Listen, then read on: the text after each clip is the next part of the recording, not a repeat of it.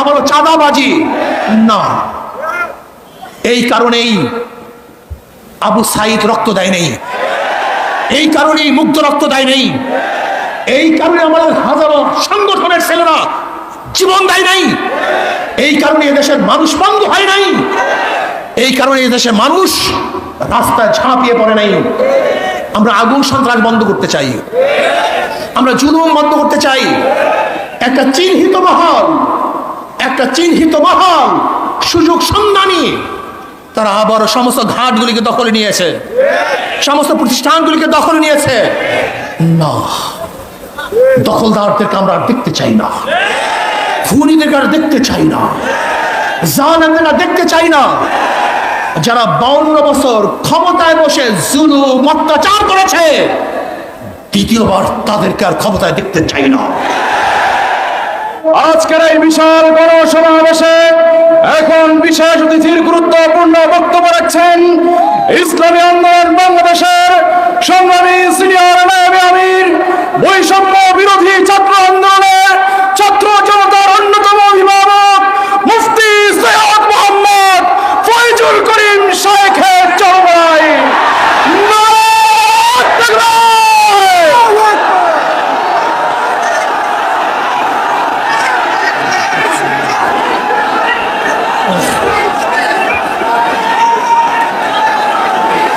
আসসালামু আলাইকুম ওয়া রাহমাতুল্লাহি ওয়া বারাকাতুহু। নাহমাদু ওয়া নুসাল্লি আলা রাসূলিহিল কারীম, আম্মা বা'দ।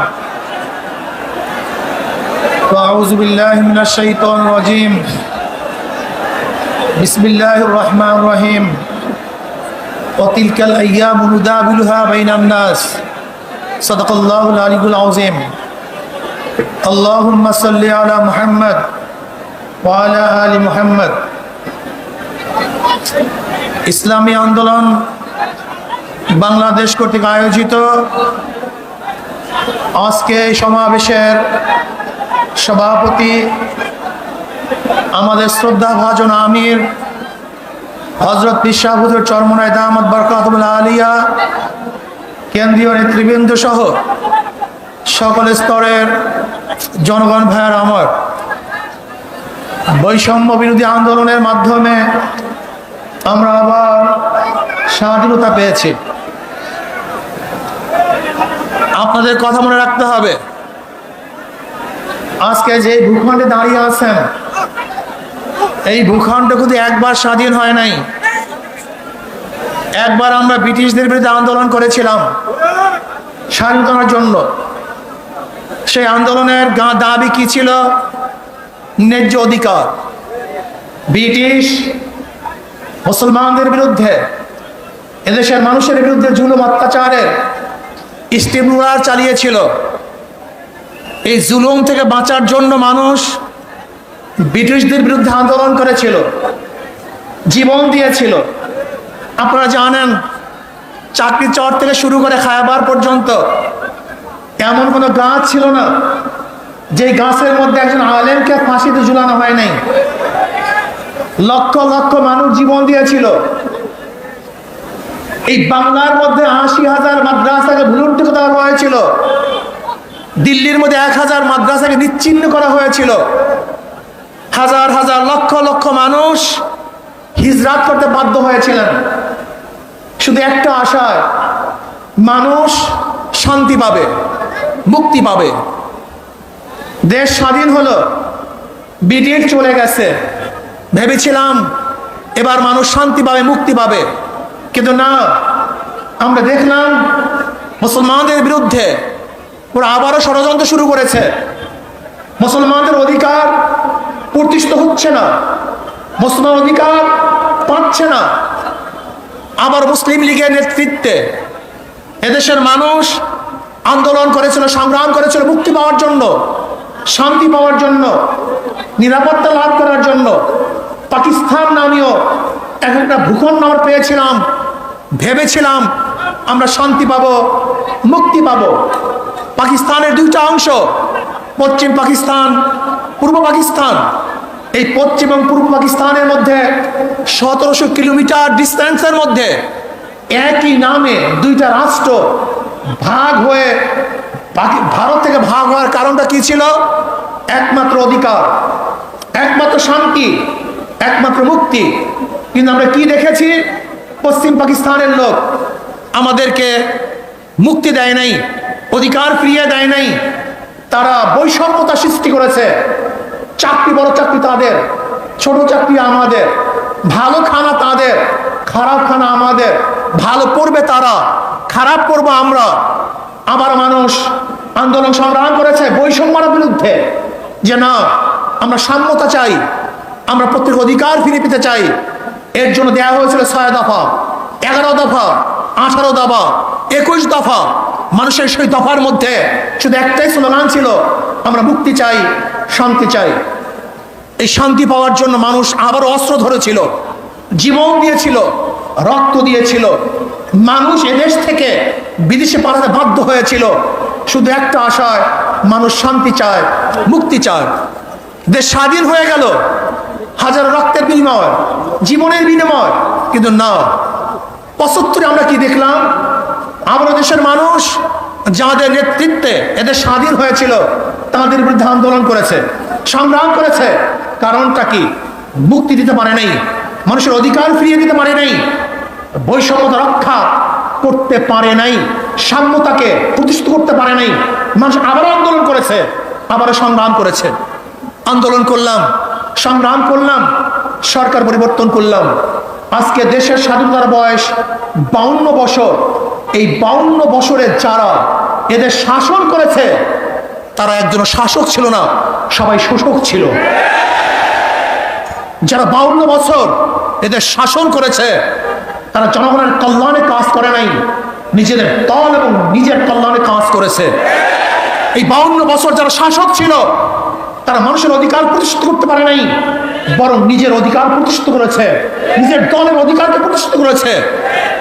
এরপরে আবার আন্দোলন হলো, এই 24 সনে আন্দোলন হলো। আপনারা আন্দোলনে শরীক ছিলেন, মনে রাখতে হবে বৈষম্য বিরোধী আন্দোলনের ছাত্রদের প্রথম ভূমিকা ছিল। পরবর্তীতে এই আন্দোলন শুধু ছাত্র ছিল না, এদেশের আপামর জনসাধারণ, পুরুষ মহিলা, শ্রমিক, কুলি, মজদুর, তাঁতি, মাদ্রাসার ছাত্র, স্কুলের ছাত্র, কলেজের ছাত্র সহ সমস্ত মানুষ ঝাঁপিয়ে পড়েছে। আমরা মাঠে থেকে সশরীরে নেতৃত্ব দিয়েছি, এই শেখ হাসিনার জুলুমের বিরুদ্ধে আন্দোলন করেছি। আমরা আবার স্বাধীনতা পেলাম, কিন্তু আমরা কি দেখলাম? যেই কারণে মানুষ স্বাধীন করেছে দেশ, যেই কারণে মানুষ জীবন দিয়েছে, কিন্তু আমরা দেখলাম সেই স্বৈরাচার খুনি শেখ হাসিনা বিদায়ের পরে আবার জুলুম, আবার অত্যাচার, আবার অবিচার, আবার আগুন, আবারও খুন, আবারও দখলদারি, আবারও চাঁদাবাজি। না, এই কারণেই আবু সাইদ রক্ত দেয় নেই, এই কারণেই মুগ্ধ রক্ত দেয় নেই, এই কারণে আমাদের হাজারো সংগঠনের ছেলেরা জীবন দেয় নাই, এই কারণে এদেশের মানুষ বন্ধ হয় নাই, এই কারণে এদেশের মানুষ রাস্তায় ঝাঁপিয়ে পড়ে নাই। আমরা আগুন সন্ত্রাস বন্ধ করতে চাই, আমরা জুলুম বন্ধ করতে চাই। একটা চিহ্নিত মহল, একটা চিহ্নিত মহল, সুযোগ সন্ধানী, তারা আবার সমস্ত ঘাটগুলিকে দখলে নিয়েছে, সমস্ত প্রতিষ্ঠানগুলিকে দখলে নিয়েছে। না, দখলদারদেরকে আমরা আর দেখতে চাই না, খুনিদেরকে আর দেখতে চাই না, জালেমদেরকে দেখতে চাই না। যারা 52 বছর ক্ষমতায় বসে জুলুম অত্যাচার করেছে, দ্বিতীয়বার তাদেরকে আর ক্ষমতায় দেখতে চাই না। আমরা চাই এদেশের মানুষ মুক্তি হবে, শান্তি পাবে। এদেশের মালিক জনগণ, জনগণের সাথে সেই মালিকানা আচরণ করা হবে, জনগণের সাথে ভদ্র ব্যবহার করা হবে, জনগণকে শ্রদ্ধা করা হবে, সম্মান দেওয়া হবে। কিন্তু দেখা যায় কোনো অফিসের মধ্যে কোনো জনগণ যদি ঢুকে, মনে হয় যেন মানুষ আসে নাই, জানোয়ার এসছে। জানোয়ারকে যেইভাবে স্নেহ করে, একটা কুকুরকে ওদের বিছানায় উঠায়, একটা কুকুরকে আদর করে, একটা কুকুর করে নিজের হাতে খাওয়িয়ে দেয়, আর মানুষ রূপে আশরাফুল মাখলুকাতের প্রতি ওদের কোনো শ্রদ্ধা নাই, সম্মান নাই, স্নেহ নাই, মমতা নাই, ভালোবাসা নাই। এর কারণে দেশ স্বাধীন হয়নি। জনাবে মুহাম্মদ রাসূলুল্লাহ সাল্লাল্লাহু আলাইহি ওয়াসাল্লাম যেরকম ফতে মক্কার দিন ঘোষণা দিয়েছিলেন, আজকে কে আমির, কে মামুর, কে সাদা, কে কালো, কে কুরাইশ, কে নন কুরাইশ, কে গোলাম, কে মালিক, এর কোনো ভেদাভেদ থাকবে না। সবাই আশরাফুল মাখলুকাত মানুষ, সবার অধিকার সমান থাকবে। কে দল করে, কে দল করে না, কি আমার দল করে, কে অন্য দল করে, কে কালো আর কে সুন্দর, কে বড়লোক, কে গরিব, কে শিক্ষিত, কে মূর্খ, না, এরকম ভেদাভেদ আমরা চাই না। কে মুসলমান, কে হিন্দু, কে খ্রিস্টান, এই ধর্মীয় বৈষম্যতা আমরা চাই না। এদেশের প্রত্যেকটা নাগরিকের অধিকার সমান থাকবে। আমরা সবাই বাংলাদেশী, আমরা সবাই বাংলাদেশের নাগরিক। আর স্বাধীনতা এবং জুলুম নির্যাতনের ব্যাপারে একমাত্র গ্রান্তি দিতে পারে ইসলাম। ইসলামের বাহিরে কোনো নীতি আদর্শ সাম্যতা স্থাপন করতে পারে না, মানুষের অধিকারকে ফিরিয়ে দিতে পারে না। কাজে আসুন, আমাদের কর্ম শেষ নয়, আমাদের কর্ম এখনো অনেক বাকি আছে। সমস্ত মানুষের দ্বারে দ্বারে যেতে হবে, মানুষের সেবায় আমাদের আত্মাকে উৎসর্গ করতে হবে। ইসলামী আন্দোলন বাংলাদেশের প্রত্যেকটা মানুষের নিয়ত থাকতে হবে, আমরা একজন সেবক, আমরা জালেম নই। আমরা জালেমদের বিচার চাই, অবৈধ খুনের বিচার চাই, কিন্তু নিরাপদ লোক যেন কোনো অবস্থাতেই জুলুমের শিকার না হয় সেইভাবেও আমাদের খেয়াল রাখতে হবে। অন্তর্বর্তীকালীন সরকারকে আমরা ধন্যবাদ জ্ঞাপন করতেছি।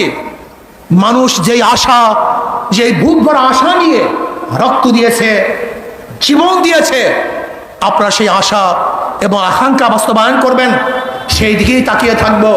এবং আমি ছাত্র সমাজকে বলবো, অচিরেই আমাদেরকে আবার পড়ার টেবিলে ফিরে যেতে হবে, আমাদেরকে বড় বড় শিক্ষিত হতে হবে, আমাদের নিজেদেরকে করতে হবে। আমরা শুধু বাংলাদেশের নেতৃত্ব দেবো না, গোটা দুনিয়ার নেতৃত্ব এই বাংলাদেশের জনগণ দিবে ইনশাআল্লাহ। আল্লাহ আমাকে এবং আমাদের সবাইকে সেই যোগ্যতা সম্পূর্ণ নেতৃত্ব তৈরি করার, নেতৃত্ব অর্জন করার তৌফিক দান করেন। দেশকে শান্তি রাখেন, আগামী ইসলাম হুকুমাত কায়েম হবে সে আশা প্রত্যাশা নিয়ে অপেক্ষায় আছি। আল্লাহ পাক যেন সেটা দেখার তৌফিক দান। যেরকম একবার বলেছিলাম, আল্লাহ যেন শেখ হাসিনার পতনের সেই অবস্থান চোখে দেখার তৌফিক দান করেন। আজকে আমরা বলেছি, আল্লাহ যেন আমাদেরকেও সেই ইসলাম হুকুমাত চোখে দেখার তৌফিক দান করেন। আসসালামু আলাইকুম।